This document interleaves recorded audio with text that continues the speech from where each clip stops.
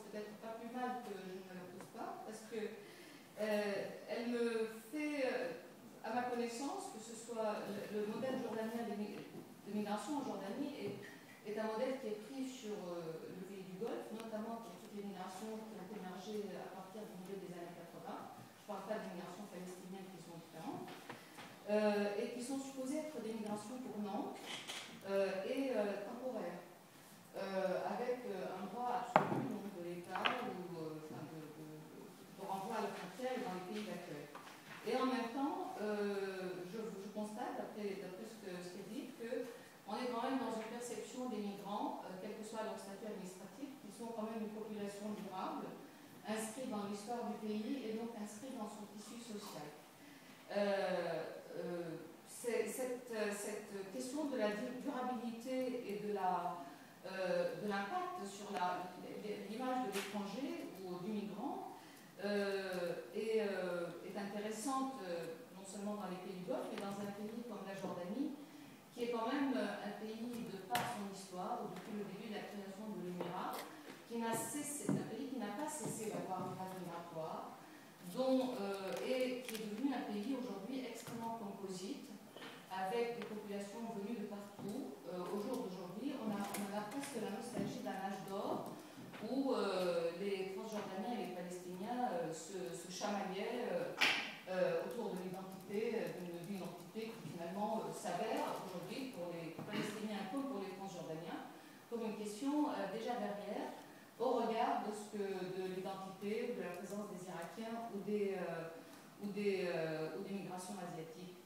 donc des Égyptiens par exemple. Donc on est c'est d'autant que cette question d'immigration est très liée à l'histoire de la Jordanie, à l'histoire politique, et finalement la migration a toujours fonctionné comme ça. C'était la première idée, ce côté composite. La deuxième idée, c'était la notion de migration comme régulateur en fait du contrat social entre un régime qui est nouveau à l'histoire du pays, puisque ce sont des migrants venus d'Arabie Saoudite qui sont venus prendre le pouvoir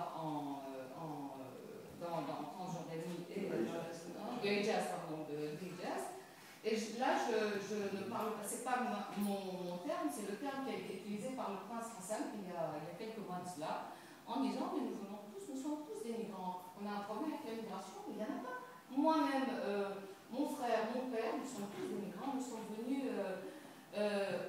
nous installer ici. Donc c'est d'abord la question de la migration comme régulateur, un mécanisme régulateur entre le régime et la société. En même temps, la migration comme une façon d'obtenir de l'aide internationale pour maintenir ce contrat social. C'est-à-dire, plus on a des migrants, plus on obtient de l'aide internationale. Et avec cette aide internationale, on peut maintenir la politique de l'État, une politique rentière qui consiste à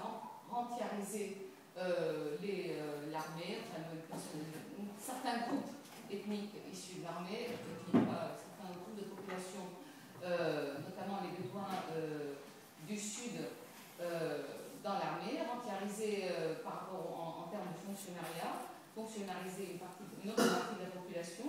et créer, donc donner une certaine aide humanitaire aux plus pauvres et aux plus démunis par un système d'aide sociale minimal. Alors, depuis 90, donc, la deuxième élément de cette migration, élément régulateur, c'est pas seulement là il y a un certain nombre de recherches qui ont été mises là-dessus. C'est la Jordanie comme pays d'émigration qui est devenu un pays d'immigration. Là, on renvoie au travail, vous trouvez ça dans tous les travaux de